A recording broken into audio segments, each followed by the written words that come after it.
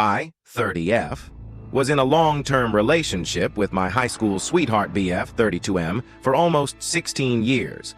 I found out a month ago that he's been having an affair with his coworker, 28F, for years already. Our 15 years went smoothly.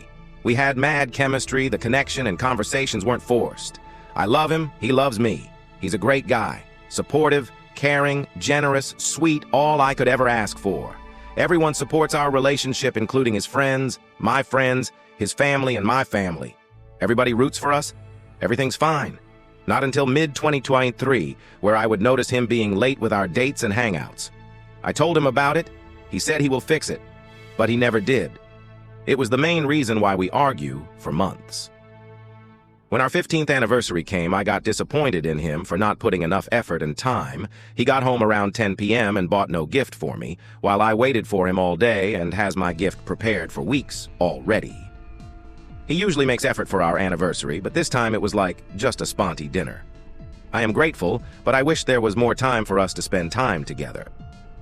Fast forward 2024, he told me he's going on a business trip in a hotel beach resort with his coworkers for 4 days. He updates me with what they did, show me some pictures, and even video chatted with me one night. A week after he came home from the trip, a man messaged me and told me he's the ex-BF of his coworker. He sent me a video that he found through another one of their coworker who's with them during the trip. He revealed that the trip wasn't really a business trip. It was just a leisure trip, organized by their workmates. In the videos, it is very apparent that my BF and this girl has something going on between them. They weren't seen hugging, nor kissing, nor holding hands, but the way they are always beside each other in photos and during lunches, dinners, made me suspect there's something more.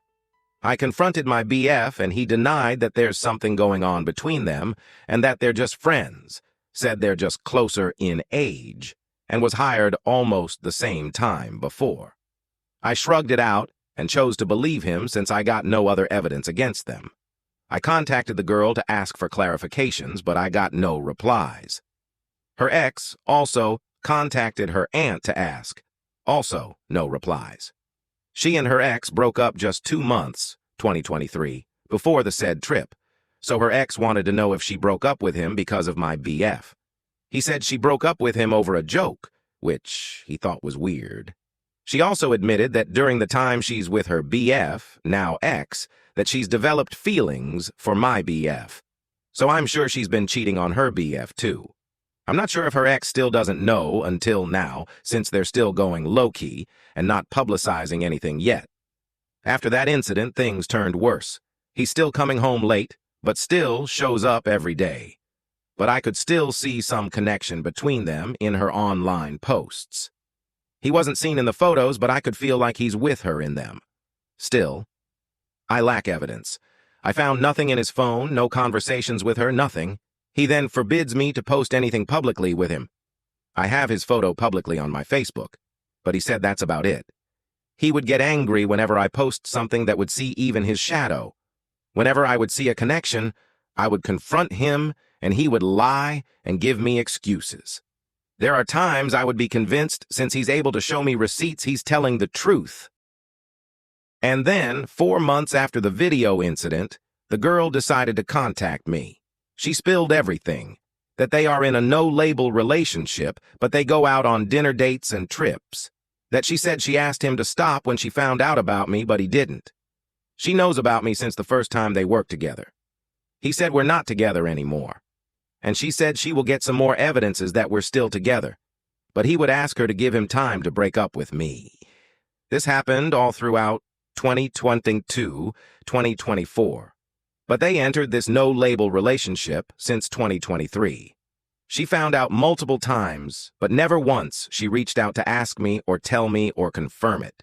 She also said she's not waiting for him to be free from me, but she's the one who posts stuff and now reached out to finally reveal it. She would post subtle photos thanking someone unmentioned, would post with a little bit of his elbow just, I guess, to show me she's with him. My FB profile also contained photos of me and him, which made her ex found me and ask about me and my BF's relationship. She also said her family learned about me and my BF's relationship, then asked him to break up with me and fix it. She also said that my BF told her family that he thinks she's the one he'll gonna marry. She also said that my BF and her took out a loan to buy a pre-selling house. That made my heart sink because he sounded serious with her. Now, I'm very lost, very heartbroken. It's been a month since and I still cry every day. My ex and I still talk, but just because we're trying to schedule a date to talk about it and have our closure. I don't know what to do.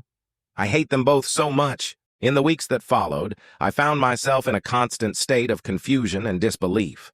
How could the man I spent nearly half my life with betray me like this?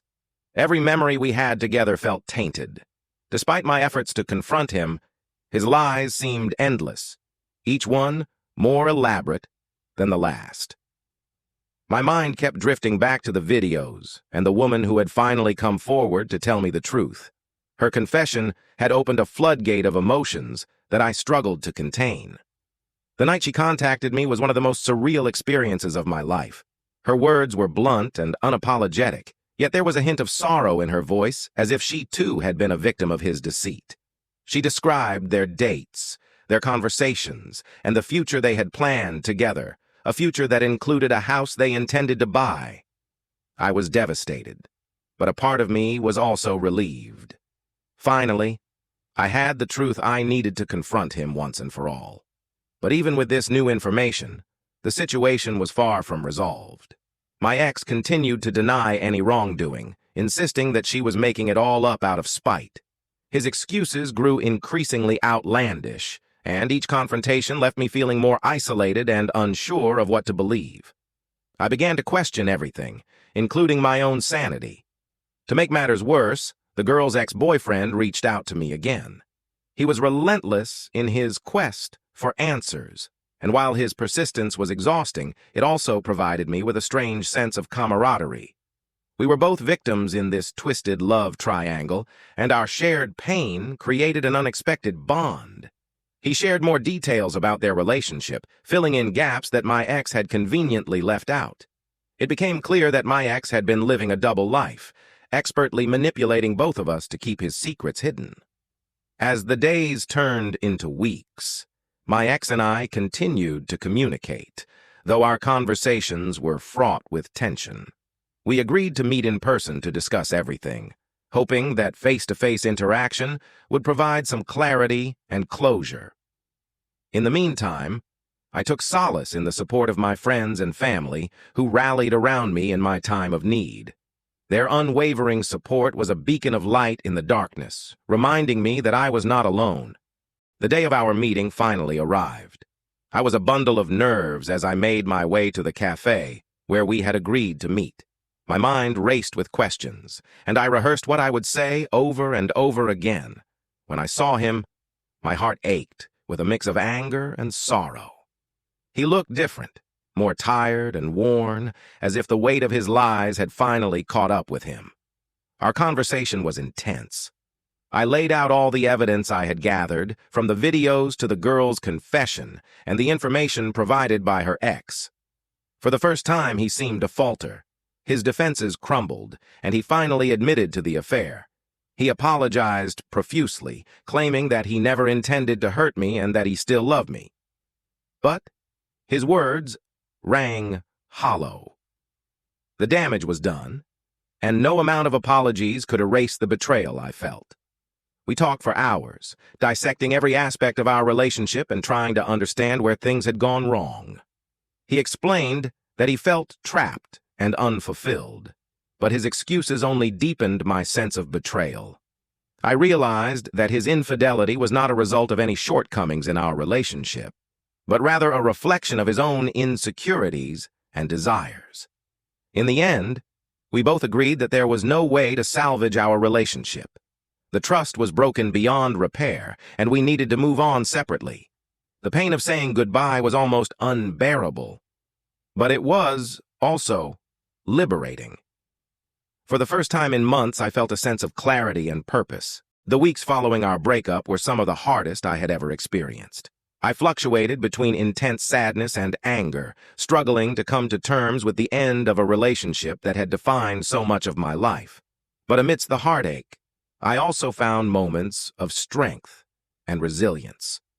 I threw myself into activities that brought me joy and comfort. I reconnected with old friends, pursued hobbies that I had neglected, and even started therapy to help process my emotions.